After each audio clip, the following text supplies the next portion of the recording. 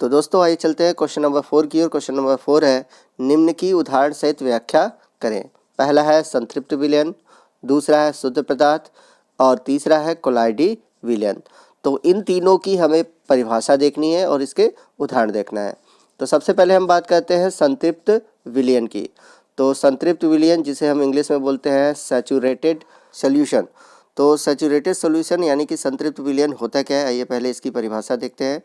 तो किसी निश्चित तापमान पर जब किसी विलयन में और अधिक विलेय पदार्थ नहीं घुलते तो ऐसे विलयन को हम संतृप्त विलयन कहते हैं। तो जैसा कि पिछले वीडियो में मैंने आपको बताया था कि जब हम पानी में चीनी को घोलते हैं तो एक ऐसा कंडीशन आता है कि जो चीनी है, यानी चीनी क्या है, यहाँ पर विलेय पदार्थ है और पानी क्या है, विलायक है।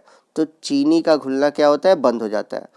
तो इस कंडीशन को ही हम बोलते हैं संतृप्त विलयन। लेकिन यहाँ पर हमें ध्यान देना है कि तापमान निश्चित होना चाहिए। यदि हम तापमान बढ़ाते हैं तो किसी भी विलयन की जो विलेयता होती है, यानी कि विलायक द्वारा विलेय को अपने अंदर घोलने की जो क्षमता होती है वो बढ़ती रहती है।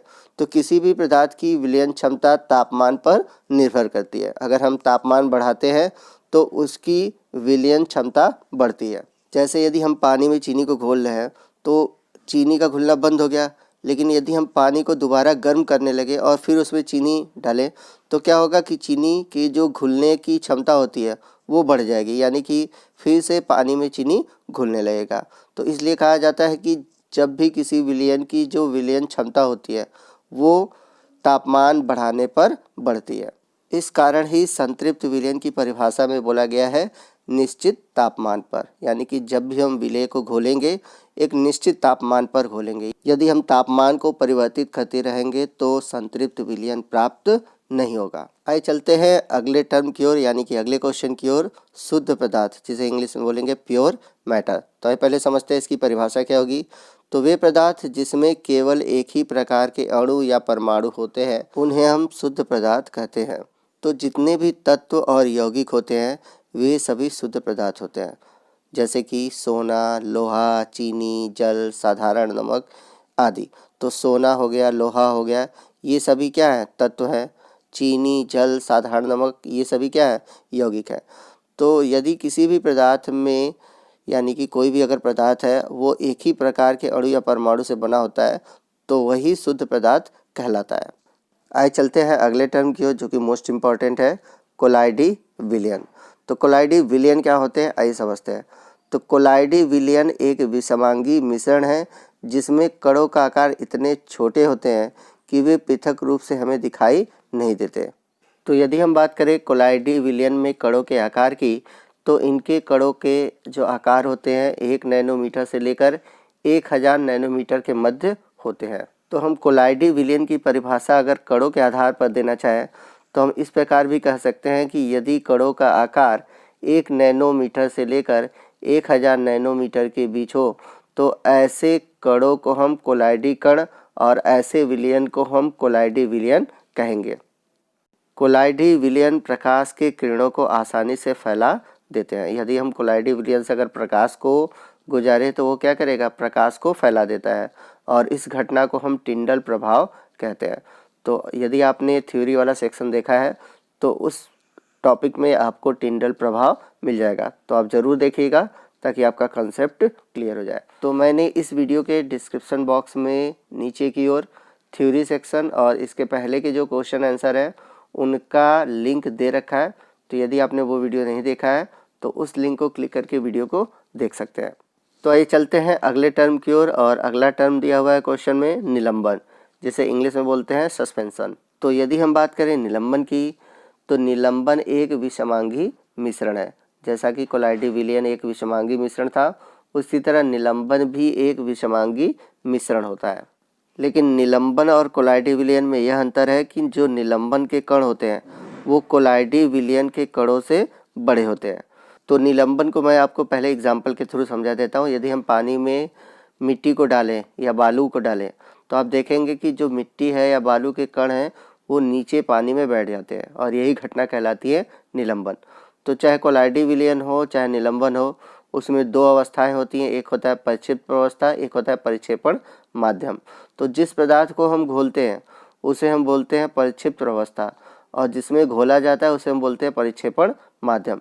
तो इसमें एक ठोस पदार्थ द्रव में परिक्षेपित होता है, जिसमें विलेय पदार्थ के जो कण होते हैं वो घुलते नहीं हैं बल्कि माध्यम में निलंबित रहते हैं, यानी कि बैठे रहते हैं। जैसा कि मैंने बताया था कि जब हम पानी में बालू को डालेंगे तो बालू घुलेगा नहीं, वो क्या होगा, नीचे बैठा रहेगा, यानी कि निलंबित रहता है।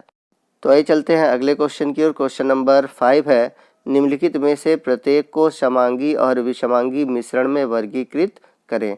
यानी कि नीचे आपको क्वेश्चन दिया रहेगा, उसमें आपको करना क्या है कि जो समांगी है उन्हें अलग लिखना है और जो विषमांगी है उन्हें अलग लिखना है। तो क्वेश्चन में दिया हुआ क्या है, आइए बताते हैं।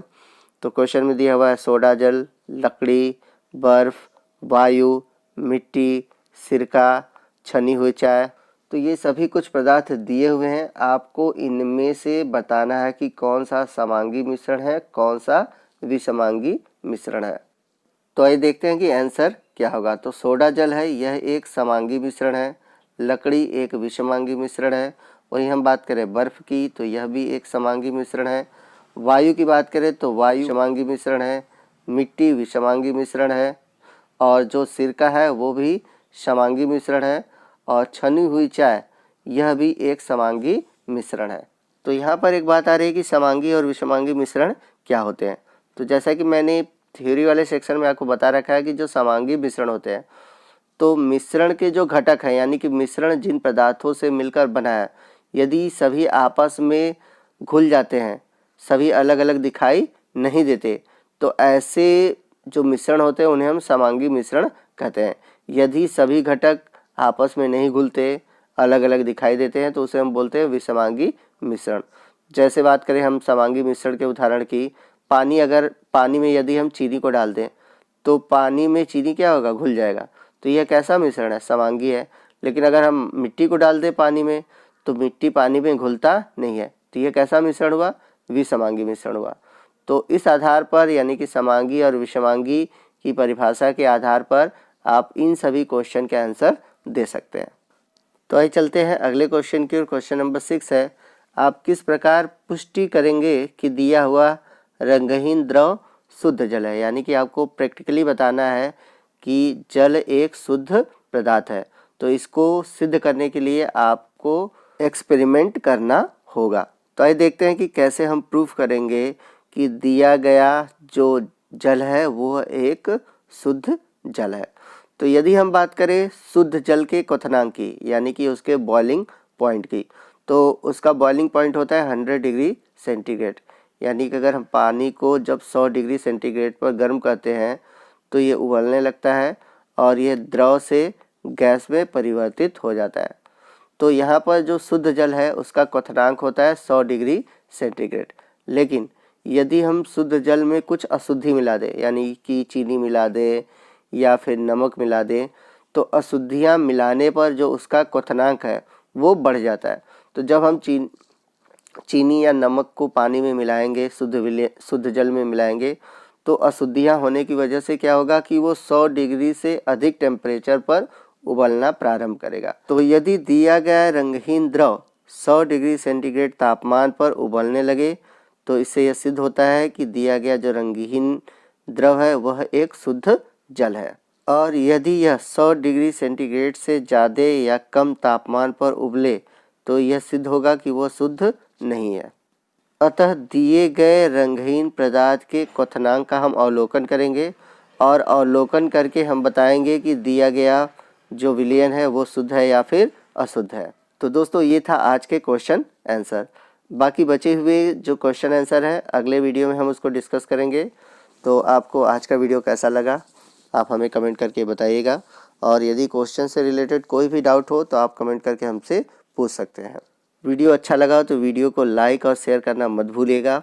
और यदि आप हमारे चैनल पर नए हैं और अभी तक आपने हमारे चैनल को सब्सक्राइब नहीं किया है तो प्लीज़ हमारे चैनल को सब्सक्राइब कर लीजिए और बगल में जो बेल आइकन है उसको ज़रूर प्रेस करिएगा, ताकि जब भी मैं कोई नया वीडियो अपलोड करूं उसका नोटिफिकेशन आपको मिलता रहे। तो मिलते हैं अगले वीडियो में अगले टॉपिक के साथ। तब तक के लिए जय हिंद, जय भारत।